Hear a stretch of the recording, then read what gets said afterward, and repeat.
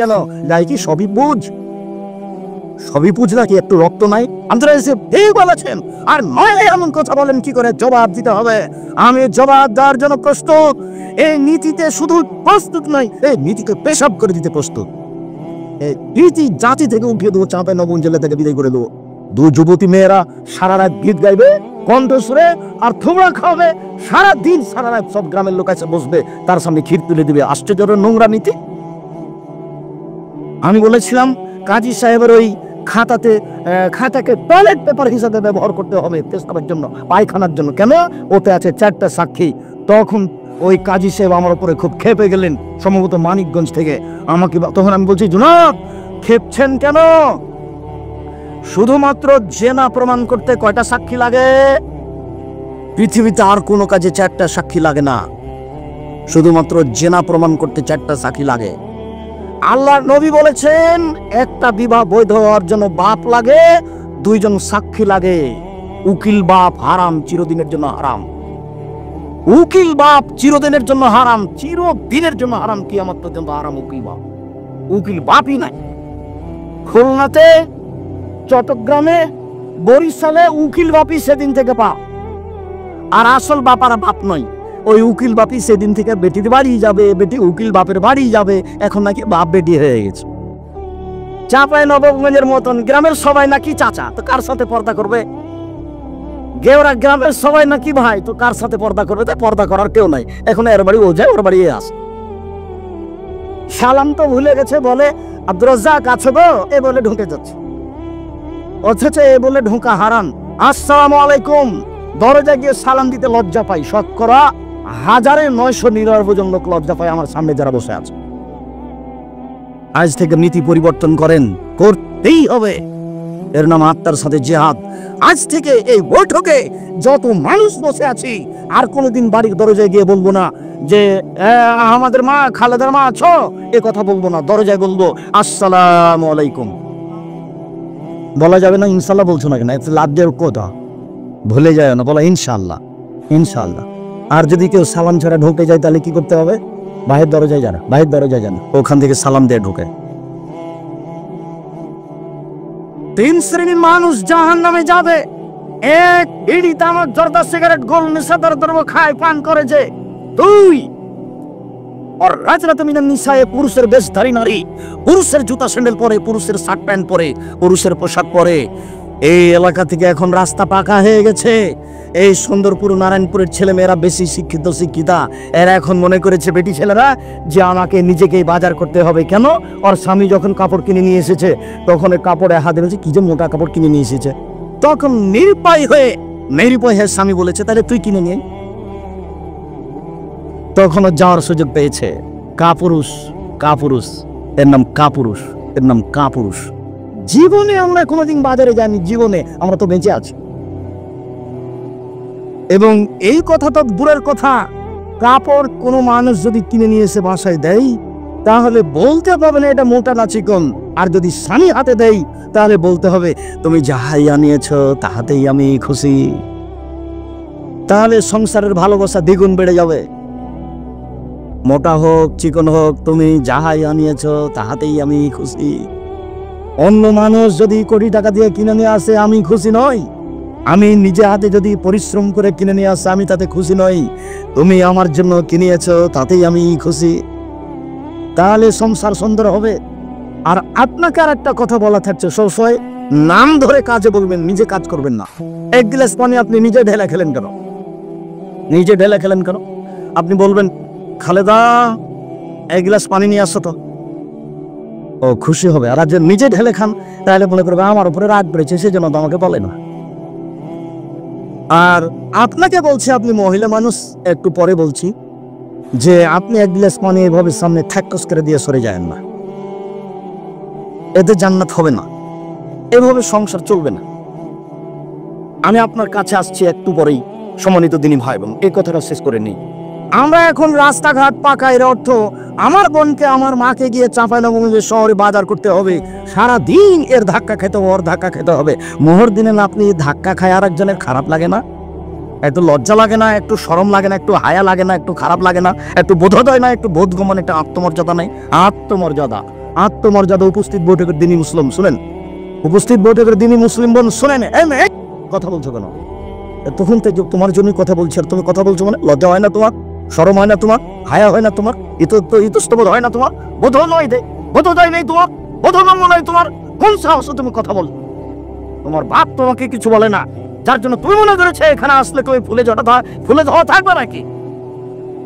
ভদ্রতা বজায় রেখে মুসলমানের মেয়ে হে বসে থাকো, আমি তোমার জন্য এসেছি। এই মাঠে আমি গত বছর আসতে পারিনি, আমার একটা দুঃখ বেদনা আছে, আমি সাত করে তোমার জন্য এসেছি। তুমি মুখ খুলবা না, আমার কথা শেষ হবে তখন তুমি ভাবতে ভাবতে বাড়ি যাবা। এটা আমি ঐকান্তিক কামনায় দেশের মানুষ হিসেবে তোমার কাছে আমি দাবি রাখি। যত দিনই ভাই বোন আছেন, শরীয়তের ব্যাপারে আমি আপনার কাছে আসতে চাই, আমার এটা দাবি আপনার কাছে। শরীয়তের ব্যাপারে আপনি আমার কাছে আসবেন, এটা আমার দাবি আপনার কাছে। জাতির যদি রাস্তাঘাট করে দিতে না পারি, জাতির যদি স্কুল কলেজ করে দিতে না পারি, জাতিকে চূড়ান্ত সঠিক ধর্ম দিতে পারবো ইনশাআল্লাহ। ধর্মের ব্যাপারে জাতিকে ফাঁকি দিয়ে পরকাল হারাতে রাজি নয়। আর ধর্ম নিয়ে চিন্তা ভাবনা করি, হাতে ফতোয়া লিখছি প্রায় 24-25 বছর থেকে। কাজেই কেউ চট করে একটা কথা বলবে আর সেটাই প্রমাণ হয়ে যাবে কথা নয়। একটা মমর্ষ ব্যক্তি, জানাজা ব্যক্তি, লোককে কবরে থাকা নিয়ে প্রায় 241টা বেদাত আছে, পুরোটাই বেদাত। লোকটা মরে জান যায়, আপনি তার পাশে সূরা ইয়াসিন পড়লেন কেন? কেন পড়বেন? সূরা ইয়াসিন পড়ে কোনো কিছু হবে না, আপনি পড়লেন কেন? মরার সাথে সাথে আপনি মুখটা ঘুরিয়ে দিলেন কেন? সাদা কাপড় দিয়ে ঢেকে দেন। মরার সাথে সাথে আপনি পেট চেপে পেশাব পায়খানা বের করলেন কেন? এই মহিলা বৈঠকের মহিলা দিনী বোন শোনেন, আপনাকে বলছে, এদিকে শোনেন। মহিলাটা মারা গেছে, আপনি পেট চেপে পেশাব পায়খানা বের করলেন কেন? কে বলেছে আপনাকে? আপনি এখন নখ কাটলেন কেন? নখ তো যখন শ্বাস ছিল তখন কাটতে হতো, শ্বাস বন্ধ হয়ে গেছে, সব এখন বিধান বন্ধ। আপনি এখন নখ কাটলেন কেন? মোচটা ছোট করলেন কেন? পরিষ্কার পরিচ্ছন্নতায় গেলেন কেন? সব বন্ধ, শুধু ওযু দিয়ে গোসল দিতে হবে। ওকে সম্পূর্ণ বাম কাতে রেখে ডান কাতে পানি ঢেলে শরীরটা গোটা ভিজিয়ে দিয়ে, গোটা শরীরের সাবান লাগিয়ে দিয়ে খুব হাত দিয়ে ডোলে, শক্ত করে ডোলে পরিষ্কার করে ঝকঝকে করে দিতে হবে। 3 বার, 5 বার, 7 বার ঝকঝকে করে পরিষ্কার করে দিতে হবে। ধুয়ে সাদা কাপড় 3টে বিছিয়ে দিয়ে লাশটা উঠিয়ে দিয়ে, ডানেরটা বামে, বামেরটা ডানে। লাশের পা আগে যাচ্ছে না, মাথা আগে যাচ্ছে, এটা বিবেচনার দরকার নেই। লাশকে সামনে রেখে 2-3 বক্তব্য দিতে পাবে না। চেয়ারম্যান একবার, মেম্বার একবার, গ্রামের সর্দার একবার, ওর বাপ একবার, ওর বেটা একবার, না, এগুলো একটাও চলবে না। 2-1টা কথা ইমাম বলতে পারেন, তার একটা কথা থাকবে যে এর ঋণ আছে নাকি, ঋণ থাকলে জানাজা হবে না। ব্যাংকে লোন নিয়ে কোনোদিন ব্যবসা করিয়েন না। এই ছেলে, এই যুবক শোনো, ভিক্ষা করে খেতে প্রস্তুত আছি, ব্যাংকে লোন নিয়ে ব্যবসা করব না। ও ব্যাংকে চাকরিজীবী, আপনাকে বলছি, সরকার আপনাকে লোন দিয়েছে, বাড়ি তো 5 তালা করেছে লোনের টাকায়, আপনার তো জানাজা হবে না। ছেলেরা তো এই বাড়িতে বসবাস করবে, জানাজাই হবে না আপনার, জাহান্নাম জান্নাত পরে। জানাজাই নেই, লোন আছে যার, তার জানাজা নেই। যতক্ষণ পর্যন্ত লোন পরিশোধ না হবে ততক্ষণ পর্যন্ত জানাজা হবে না। দেখি কে আছে এমন তার জানাজার বৈধতা দিতে পারে। মাটি দেওয়ার সময়তে বিসমিল্লাহ বলে মাটি দিতে হবে, যেদিকে পা থাকে সেদিক থেকে ঢোকাতে হবে। তার মানে কোন দিক থেকে বলেন তো? কোন দিকে পা থাকে? এই ছেলে বলো, দক্ষিণ দিকে। বলতে পারছো না কেন? খালি মিছিল অমুকের চরিত্র ফুলের মতো পবিত্র। ওটা খুব পারে একটা সিগারেটের হিসাবে, একটু বুদ্ধি থাকে না? একটু হিসাব পাওয়া আজ থেকে নীতি পরিবর্তন করে দাও। উপার্জন করে খাই, কারো এই বিষয়ে বলতে রাজি নয়। তুমি জানো ও রাতে কি করে? তুমি যে বললে অমুকের চরিত্র, তুমি কি করে জানো তার চরিত্র? তুমি কি আল্লাহ? তুমি কেন গেলে এখানে আরেকজনের এইভাবে সাফাই গাইতে? একটা সিগারেটের কারণে তোমার ইতস্তবোধ হয় না? রুজি উপার্জন করে খাও। আরে ভিক্ষা করে খাবো কেন? মানুষের বাড়িতে কাজ করে খাবো, মানুষের বাড়িতে কাজ করে খাবো, ক্ষমতায় বসবাস করবো, সাহস ইমান নিয়ে বসবাস করবো। একদিন চকলেট দিয়ে ব্যবস্থা করেছি, একদিন কাপড়ের ব্যবস্থা করব, একদিন কোটি টাকার ব্যবস্থা করবো, একদিন উসমানের মতো ধনী হবে এই মাটিতে। ব্যবসা করে জাতির উপকার করবো ইনশাআল্লাহ। চাঁপাইনবাবগঞ্জে বাড়ি, সেই জন্য 5 বছরে আম বাগান বিক্রি করে আপনার লন্ডনে বাড়ি করব না। 5 বছরের জন্য বিক্রি কয়েক কোটি টাকায়, এবারে নগদ জাহান্নাম। কিভাবে দিন কাটছে কেউ একটু বুঝতে চায় না। সম্মানিত দিনী ভাই বোন, বলছিলাম পুরুষের বেশধারী নারী যারা তারা জাহান্নামে যাবে। 3 ও দায়ুসালি যিকরু ফি আলাল খাওয়াসা, যে তার বাড়িতে বেহাইয়ের সুযোগ দিয়েছে, যার মেয়ে নগ্ন পোশাকে স্কুল কলেজে যায়, যার স্ত্রী নগ্ন পোশাকে চলে, সেই হচ্ছে দায়ুস। এমত অবস্থায় তাহাজ্জুদ পড়ে সফলতা অর্জন করতে পারবে না। সম্মানিত দিনী ভাই বোন, আমি এখানে মহিলাদেরকে আর একটি কথা বলে সামনের দিকে যেতে চাচ্ছি। উপস্থিত বৈঠকের দিনী মুসলিম বোন, শুনে রাখুন, রাসূল সাল্লাল্লাহু আলাইহি সাল্লাম বলেন, 2 শ্রেণীর মানুষ আছে, ওরা জাহান্নামে যাবে, আমি তাদের দেখিনি। 2 শ্রেণীর মানুষ আছে, ওরা জাহান্নামে যাবে, আমি তাদের দেখিনি। 2 শ্রেণীর মানুষ আছে, ওরা জাহান্নামে যাবে, আমি তাদের দেখিনি। 1, ওদের হাতে থাকে লাঠি গাম্ভীর লেজের মতো, ওরা তা দিয়ে মানুষকে মারে, এরা জাহান্নামে যাবে। 2, নিসাউন, মহিলা, কাসিয়াতুন, কাপড় পরে থাকে, আরিয়াতুন, উলঙ্গ, মমিলাতুন, এরা পুরুষকে নিজের দিকে আকৃষ্ট করে, মায়লাতুন, এরা নিজেরা আকৃষ্ট হয়, লা ইয়াদখুলুল জান্নাহ, এরা জান্নাতে যাবে না। জান্নাতে তো যাবে না, যাবেই না। ওয়ালা ইয়াজিদনা রিহাহা, এরা জান্নাতের গন্ধ পাবে না। ফাইনা রিহা লা তুজাদু মিন মাসরিতে কাদা ওয়া কাদা, যে জান্নাতের গন্ধ 1 বছরের দূরত্ব পথ থেকে পাওয়া যায়। এখানে জান্নাত আছে, এখানে একটা দ্রুতগামী ঘোড়া দৌড়াতে আরম্ভ করলো, 1 বছর দৌড়িয়ে যেখানে যাবে, ওর মাথায় আপনি যদি দাঁড়ান তাহলে জান্নাতের গন্ধ পাবেন, অথচ এই মহিলা জান্নাতের গন্ধ পাবে না। নগ্ন পোশাক মানে, এই ছেলে, তোমার মা এখন এখানে বসে আছে ছোট ব্লাউজ পরে, যারা হাত থেকে বাকি দেখা যায়, এটা কি ভালো পোশাক? তোমার মা যে ব্লাউজ পরে আছে তার সব নিচের দিক পেটের দিক দেখা যাচ্ছে, এটা কি ভালো পোশাক? আমি শাড়ি হারাম বলিনি, তবে আমি বলেছি শাড়ি ভালো পোশাক নয়। আমি বলেছি সালোয়ার কামিজ মেক্সি চাদর করতে হবে। যদি শাড়ি পরে তাহলে হাত হতে হবে ব্লাউজের কবজি পর্যন্ত, নিচের দিকে নিচে চলে যেতে হবে, 1.5-2 গজ কাপড়ের ব্লাউজ বানাতে হবে। আর শাড়ি পরে যদি বাইরে বের হতে চাই তাহলে পা মোজা পরে বের হতে হবে, নইলে যখন অটোতে পা উঠাবে তখন হাঁটু পর্যন্ত দেখা যাবে। শাড়ি আমি না কচ করে নি, তবে শাড়ি ভালো পোশাক নয়। আমি বলেছি সালোয়ার কামিজ মেক্সি চাদর পরুন। সম্মানিত দিনী ভাই বোন, বলছিলাম এরই না হচ্ছে নগ্ন পোশাক, বিনিময় জাহান্নাম।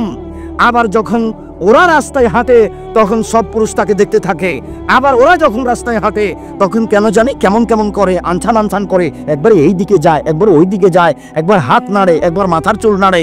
তার মানে পরিবর্তন হয়েছে ও নিজেই পুরুষের দিকে আকৃষ্ট হয়েছে, যা রাসূল সাল্লাল্লাহু আলাইহি সাল্লাম বলেন, এই ছেলে, 2-1টা ছেলে বাচ্চা আপনার পাশ থেকে উঠে যদি তা আপনি ঠেকাবেন কেন? ও তো এসব কথা বুঝতে পারে না, ও যেতে চাইবে, আর যার সামনে দিয়ে যাবে সে কথা ধরে রাখতে পারবে না। আর আপনি দয়া করে কোনো প্রয়োজন আমাকে দেখায়েন না কিছুক্ষণ। সম্মানিত দিনী ভাই বোন,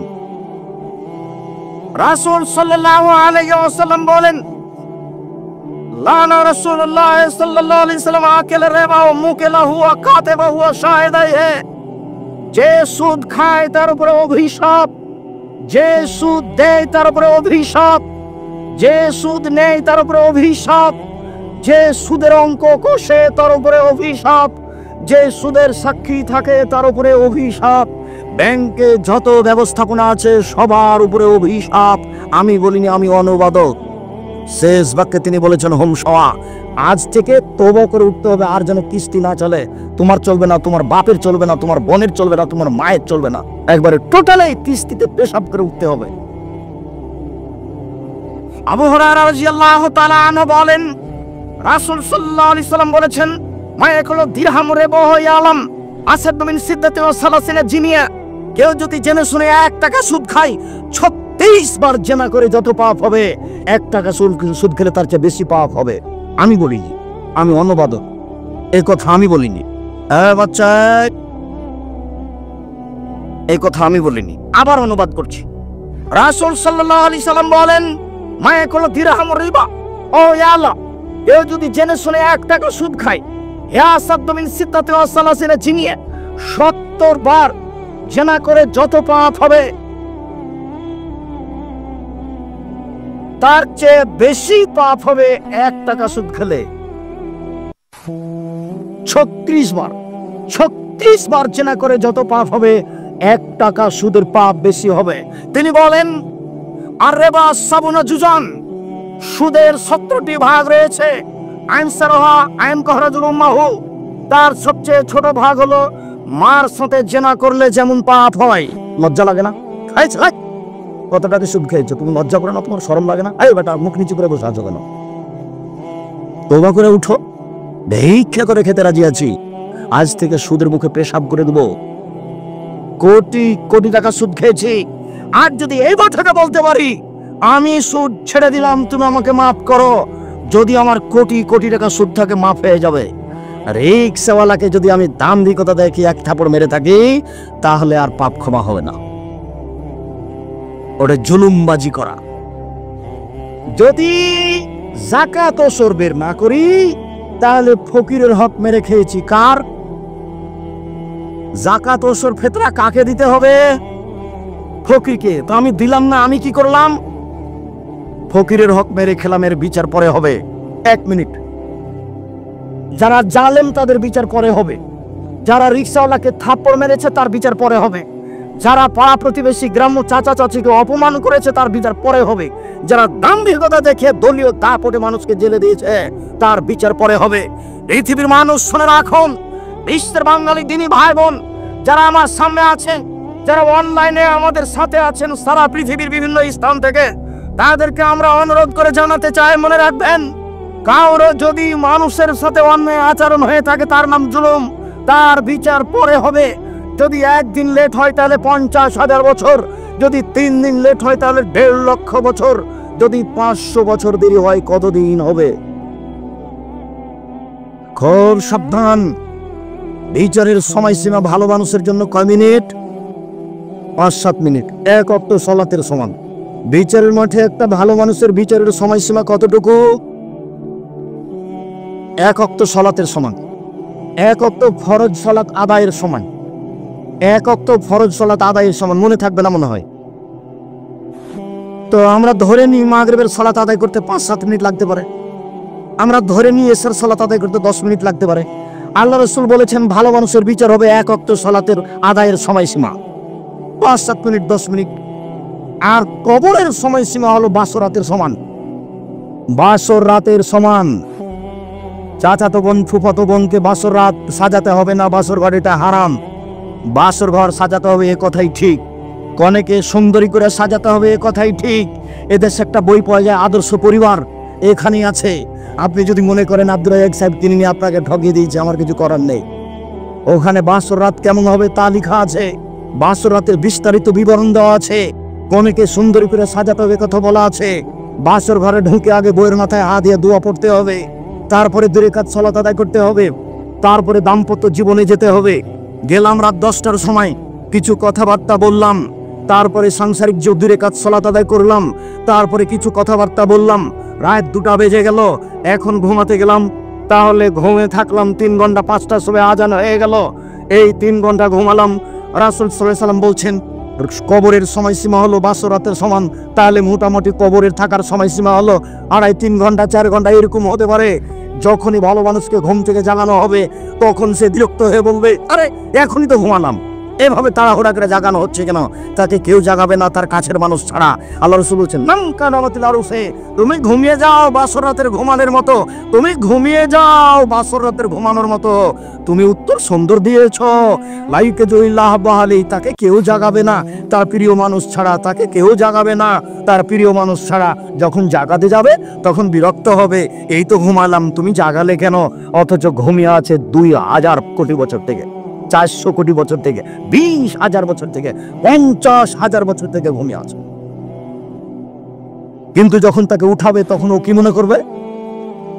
বুঝাতে পারলাম না, কেবলই ঘুমালাম তো বাসর রাতের সমান, এই তো ঘুমালাম। যদি ভালো মানুষ হয় তাহলে কবরের সময়সীমা বাসর রাতের সমান, আর যদি ভালো মানুষ হয় তাহলে বিচারের মাঠের সময়সীমা কতটুকু? 5-7 মিনিট, 10 মিনিট, 1 ওয়াক্ত সালাত আদায়ের সমান। বিচারের মাঠে যদি জালেমের 1 দিন দেরি হয় তাহলে 50,000 বছর, 3 দিন যদি লেট হয় তাহলে 1.5 লক্ষ বছর, যদি 500 বছর দেরি হয় তাহলে কতদিন আমি বলতে অক্ষম। সম্মানিত দিনী ভাই বোন, ভুলেও কোনোদিন জুলুমবাজি করে 1 দিন 1 ঘন্টা বাঁচার চেষ্টা করবেন না। ফেরাউন ডুবে গেছে, আমার জন্য নৌকা ডুবে না যায়, আমি একটু বাঁচতে চাই। সংবরণশীল হয়ে, ধৈর্যশীল হয়ে, ধৈর্যের পরিচয় দিয়ে গালি না দিতে করছে, বেটি কেমন হয়ে আছে, এটাই হলো শব্দ, আর কিছু না। এখন আমার নানু কি বুঝলেন? বেটি যে দেখাইলা তুমি তো কি বুঝলেন? হয়তো বেটির সাথে দেখাই হয়নি, বাইরে বসে দেয় কিভাবে চলে গেছে, এমন হয় তো দুনিয়া থেকে তো চলে গেছে, সময় তো শেষ হয়ে গেছে। এইভাবে বেঁচে থাকতে হবে না যাতে মানুষ কষ্ট পাবে, প্রয়োজন নাই। এই তো সেদিন ছিল 40 বছর বয়স, আজ দেখি 60 বছর বয়স। তাহলে আবার কয়দিন পরে ঘুম থেকে উঠে দেখবো আমার বয়স 77 হয়ে গেছে, আসি আমি এখন মরছি, ছেলেরা সব প্রস্তুত, তাড়াহুড়া করে চাপাই নিয়ে যাবে, মেডিকেলে নিয়ে যাবে, যেতে যেতে শেষ। কেন আপনি এই জীবনে এরকম করছেন? সম্মানিত দিনী ভাই বোন, রাসূল সাল্লাল্লাহু আলাইহি সাল্লাম বলেন, পৃথিবীর মানুষ শুনে রেখো, কেউ যদি 1 টাকা সুদ খায় তাহলে সুদের 70 ভাগের সবচেয়ে ছোট ভাগ হলো মার সাথে জেনা করলে যেমন পাপ হয়। ভাষাটা কেমন! সুদের ব্যাপারে আল্লাহ রাসূল যেমন ভাষা ব্যবহার করেছেন, পৃথিবীতে আর কোনো জায়গাতে কোনো পাপের ব্যাপারে এরূপ ভাষা ব্যবহার করেননি। এক খেলে একটু চেয়ে থাকবেন, কেউ নড়াচড়া করবেন না, নাহলে বুঝতে পারবেন না আমি হাদিস একটা লম্বা অনুবাদ করছি। এই সুদ দেখাতে গিয়ে সামরা ইবনে জুনদুব রাদিয়াল্লাহু তাআলা আনহু বলেন, রাসূল সাল্লাল্লাহু আলাইহি সাল্লাম একদা ফজরের সালাত আদায় করে আমাদের মুখামুখি হয়ে বললেন, হাল রাহাদুকুম মিনকুম আর-রুয়া, সঙ্গী সাথে তোমরা গত রাতে কোনো স্বপ্নে কিছু দেখেছো? কুলনা না, আমরা বললাম জি না, আমরা আজ রাতে স্বপ্নে কিছু দেখিনি। তিনি বললেন, ইন রাআইতুল লাইলাতা রাজুলাইনি, আমি গত রাতে 2 জন লোককে দেখলাম, ফাতায়ানি, তারা দুজনে আমার কাছে আসলো, ফাঁকা দাইয়া, তারা আমার 2 হাত ধরে আমাকে টেনে নিয়ে যেতে লাগলো বাইতুল মুকাদ্দাসের দিকে। এনে যেতে যেতে দেখলাম একটা লোক বসে আছে, একটা লোক দাঁড়িয়ে আছে, তার হাতে একটা লোহার বাঁকা লাঠি আছে। লোহার বাঁকা লাঠিটা তার মুখের ডান দিক দিয়ে ঢুকে দিচ্ছে, ফেরে বাম দিকে নিয়ে যাচ্ছে, আবার তার বাম দিকে লাগাচ্ছে, আবার মুখটা ফেরে পিছন দিকে নিয়ে যাচ্ছে। বাম দিক ফেরে ফেলতে না ফেলতেই ডান দিক আবার ঠিক হয়ে গেছে। যতবার এরকম করছে অপর দিক ঠিক হয়ে যাচ্ছে। আমি বললাম, জিব্রাইল মা হাজা, একই কথা। তারা 2 জন বলেন, ইনতালেক, চলতে থাকেন। ফানতালেক না, কিছু না বলে চলতে থাকলাম। চলতে চলতে দেখি একটা রাজুল, একটা মানুষ শুয়ে আছে, পাশে একটা লোক দাঁড়িয়ে আছে, তার হাতে একটা পাথর আছে। ফাজারা বাহু দাদা তাহাল হাজারো ফানতালাক ইলাইহি, তার মাথার উপরে মাংছে জোরে পাথরের বাড়ি, মাথাটা ভেঙে একবারে ছাতু ছাতু হয়ে যাচ্ছে, পাথর ছিটকে দূরে চলে যাচ্ছে। সে পাথর নিয়ে আসতে যাচ্ছে, আনতে নানতে দেখে মাথা ঠিক হয়ে গেছে, আবার মারছে, আবার পাথরটা চলে যাচ্ছে ওইদিকে, আবার নিয়ে আসছে। আমি বললাম, মা হাজা, কি দৃশ্য! তারা 2 জন বলেন, ইনতালেক, চলতে থাকেন। কিছু না বলে আমি চলতে থাকলাম। চলতে চলতে চলে আসলাম একটা গর্তের কাছে। আগা হুসাই কোন আসফালো আছে, সেই গর্তের উপর দিক সংকীর্ণ, নিচের দিক প্রশস্ত। ওই তন্দুরি রুটি যে চুলাতে বানায় সেরকম। তার ভিতরে দেখি দাদা দাদা দাদা আগুন জ্বলছে। যখন আগুনটা জোরে জ্বলে উঠছে, তখন ওর ভিতরে যা কিছু আছে সব উপরে চলে যাচ্ছে, মনে হচ্ছে যেন বের হয়ে পড়ে যাবে। যখন আগুনটা একটু কমে যাচ্ছে, তখন সব ভিতরে চলে যাচ্ছে। দেখি উলঙ্গ অবস্থায় পুরুষ আর নারী জমা হয়ে দাদা দাদা করে উপরে উঠে যাচ্ছে, আবার নিচে নামছে, আবার উঠে উপর চলে যাচ্ছে। 2 জন জমা ধরে আছে, তাদের পরনে কোনো কাপড় নাই। দৃশ্য দেখে অবাক হয়ে গেলাম। আমি বললাম, মা হাজা, জিব্রাইল, কি দৃশ্য! কালা। তারা 2 জন আমাকে কিছু বললেন না, ইনতালেক, চলতে থাকলেন। আমিও বললেন চলেন, আমিও চলতে থাকলাম। চলতে চলতে চলে আসলাম একটা রক্তের নদী। দেখি নদীতে শুধু রক্ত, পানি টানি নাই, কিছু নেই। রক্তের নদীর মাঝে একটা লোক আছে, পাশে একটা লোক রয়েছে। যে লোকটা পাশে আছে তার হাতে একটা আছে, পাথর আছে। যতবার রক্তের নদী থেকে লোকটা উঠতে চাচ্ছে, ততবার পাশ থেকে মেরে তার মুখকে ভেঙে চুর করে দিচ্ছে, চুরমার করে দিচ্ছে, ও ভিতরে চলে যাচ্ছে। আমার আসার চেষ্টা করছে, আমার পাথর মারছে। আমি বললাম, একই দৃশ্য! তারা 2 জন বললেন, ইনতালে, চলতে থাকেন। আমি আর কিছু না বলে চলতে থাকলাম। চলতে চলতে চলে আসলাম একটা বাগানে। সেই বাগান দেখি খুব সুন্দর বাগান, অফিয়া সাধারণ নাজিমা। বাগানে দেখি একটা খুব বিরাট গাছ। সেই গাছের পাশে দেখছি একটা বৃদ্ধ মানুষ হেলান দিয়ে বসে আছেন। দেখি একটা দূরে একটা লোক, তার হাতে একটা লোহার লাঠি আছে। নারা, ও আগুনকে এভাবে লোহার লাঠি দিয়ে উত্তেজিত করছে। তারা 2 জন আমাকে ধরে গাছের উপর দিকে নিয়ে চলে গেলেন। মাঝামাঝি দিকে একটা ঘরে ঢুকিয়ে দিলেন। আরে গাছের মাঝামাঝিতে ঘর, এত সুন্দর দামি ঝকঝকে ঘর, ঝকঝকে ঘর আমি জীবনে কোনোদিন দেখিনি। সবকিছু দেখলাম। সেখানে দেখি যুবক, যুবতী, পুরুষ, নারী, বৃদ্ধ, সব বৃদ্ধা পরিপূর্ণ হয়ে আছে। তারা 2 জন আমাকে সেখান থেকে বের করে নিলেন, আর উপরে নিয়ে গেলেন, আর একটা ঘরে ঢোকালেন। দেখি সে ঘর আগের ঘরের চেয়ে অনেক উত্তম। সেই ঘরে আছে শুধু যুবক আর বৃদ্ধ মানুষ আছে। এইবার তারা 2 জনকে আমি বললাম, এতক্ষণ পর্যন্ত যা কিছু দেখলাম আমাকে বলে দেন। তখন তারা 2 জন বললেন, আচ্ছা আচ্ছা, ঠিক আছে, সব বলে দিচ্ছি আপনাকে। আপনি কি দেখলেন? ওই যে প্রথমে দেখলেন একটা লোক বসে আছে, তার মুখের ডান দিক দিয়ে লাঠি ঢুকিয়ে ফেরে পিছন দিকে নিয়ে যাচ্ছে, বাম দিকে লাঠি ঢুকিয়ে ফেরে পিছন দিকে নিয়ে যাচ্ছে। ফারাজুল কাযাব, মিথ্যা কথা বলতে। যারা জীবনে মিথ্যে কথা বলবে তাদের এই অবস্থা হবে। যতদিন পর্যন্ত বিচার না হয়েছে এরকম হতে থাকবে। মিথ্যে কথা বললেন কেন? সুলিও হবে না, ফাঁসিও হবে না। কেন আপনি মিথ্যে কথা বলতে গেলেন? কেন আপনি মিথ্যে সাক্ষী দিবেন? হাদিস বুখারী মুসলিম এক খেয়ালে চেয়ে থাকবেন, যার মুখ ফেড়ে ফেলা হচ্ছে হলো মৃত্যু। বিচারের দিন পর্যন্ত এভাবে তার শাস্তি হতে থাকবে। বিচার হলে কি হবে? বুঝা যাচ্ছে জাহান্নাম হবে, তবে আল্লাহ ভালো জানে। দুই, ওই যে দেখলেন যে লোকটা শুয়ে আছে, পাশ থেকে পাথর মেরে তার মাথাকে ভেঙে চৌচির করে দেওয়া হচ্ছে। রাজুলুন আলেম, উনি হচ্ছেন মাওলানা মানুষ। উনি কেমন মানুষ? মাওলানা মানুষ। হুজুর এবার আটকা পড়েছে। বক্তা শ্রোতার পরিচয় বই পড়তে হবে, জরুরি। হুজুরকে দিয়ে জাহান্নাম উদ্বোধন হবে। কাকে দিয়ে জাহান্নাম উদ্বোধন হবে? হুজুরকে দিয়ে। আল্লাহ রাসূল বলছেন যে জিবরাইল আমাকে মেরাজে নিয়ে যাচ্ছেন উপরে। হঠাৎ দেখি অনেক মানুষ যাদের ঠোঁটে বাদু জিভাকে আগুনের কেঁচি দিয়ে কেটে দেওয়া হচ্ছে, আগুনের কেঁচি দিয়ে জিভা কেটে দেওয়া হচ্ছে। আমি বললাম জিবরাইল মানা হলো, একই কথা। ছি ছি ছি ছি ছি ছি, জিভা কোনো আগুনের কেঁচি দিয়ে কেটে দেওয়া হচ্ছে। তখন জিবরাইল বলছেন, হাউলাই খুতবাউল উম্মতিক, এরা হচ্ছে আপনার উম্মতের বক্তা যারা বক্তৃতা করে বেড়াতো। আমি জানি না আপনার মুফাসসিরের কি হবে। আপনার মুফাসসির দিয়ারের মাটিতে এসে 3 ঘন্টা বক্তব্য দিল, তারপরে বলছে এই আয়াতের তাফসীর তো আরো 2 দিন লাগবে। আল্লাহর কসম, ওরকম তাফসীর দুনিয়াতে নাই। আপনি বাস্তব পরীক্ষা করবেন। এই ছেলে কতদিন থেকে টাকা এভাবে উঠাবো তাফসীর মাহফিলে? বলো যে ভুল হয়েছে, আর কোনোদিন করব না। এই ছেলে সব তোমাকে বলছি, বাংলা তাফসীর ইবনে কাসির পাওয়া যায়, সবচেয়ে বড় এবং ব্যাপক। তোমার হুজুরকে বলে দিও সূরা কাফের 10 নম্বর আয়াত পর্যন্ত তাফসীর করবেন, তারপরে তুমি বাংলা খুলে বসে থাকবা। আল্লাহর হস্তে তোমার সাথে তার কোনো মিল খাবে না। তোমাকে ফাঁকি দিয়েছে, জাতিকে ফাঁকি দিয়েছে। 20,000 টাকা লস হয়েছে, আবার মুরগির গোস্ত, আবার একটু মনিষ বিজেলে চোখ গরম। হ্যাঁ, গাড়ি পাঠাননি, আমি দেখে আসছি না। 90 সাল থেকে দেখছি। কতদিন থেকে? 90 সাল থেকে দেখছি। আমি কোনোদিন বলিনি গাড়ি কোথায়, কোনোদিন বলিনি গাড়ি কোথায়। ব্যবস্থাপনা ভালো হয়নি কেন? কোনোদিন বলিনি। বিমানবন্দরে ঢুকে যখন বিমানে উঠতে যায়, তখন যারা নিয়ে যায় তারা বলে আপনি থামেন, আপনি এখানে বসে থাকেন। তো কিছুক্ষণ পরে বলে যে চলেন। তার মানে ওই আর সব আমলোক যে গাড়িতে উঠেছে ওকে আমাকে ওখানে উঠতে দিবে না। ওই পার্সোনাল একটা গাড়ি নিয়ে এসেছে, তার নাম ভিআইপি বলছে। আমি ভিআইপি হিসাব করি না কোনোদিনও। যখন যেখানে যায় পিছনে মানুষ এমনি হেঁটে বেড়াচ্ছে। এটা আল্লাহর অশেষ দয়া। এর নাম দয়া। এর নাম কি? এর নাম দয়া। কোনো দিন একটা মিনিটের জন্য নিজেকে হিসাব করে চলি না, একটা মিনিট। এই যে আজকে এখানে এসেছি, কিছুক্ষণ আগে বাড়িতে যেভাবে ছিলাম সেভাবে এসে। মুসলিউদ্দিন বলছে যে দুবাই বিমানবন্দরে লুঙ্গি পরে আছেন, জরিমানা লাগবে। জরিমানা আগে লাগুক, তো তারপরে দেখা যাবে। জরিমানা আগে লাগুক।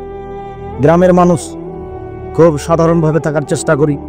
আল্লাহকে বলি, আল্লাহ আমার ভুল ত্রুটির কারণে জামিয়া সালাফের ক্ষতি না হয়। আর একটা বলি, আমি যদি কিছু ইবাদত বান্দেগী করে পার হতে না পারি, তাহলে জনগণ যেসব কোরআন হাদিসের কথা বলেছি ওরা যে মেনে চলছে, ওই দিক দিয়ে একটু বিচারের মাঠে পার করে দিও কোনো রকম করে। অন্তত এইটুকু তুমি দাবি রক্ষা করো, এইভাবে বলি আল্লাহকে। নিজে কিছু করে সফল হতে পারবো এমনটা মনে বলে না।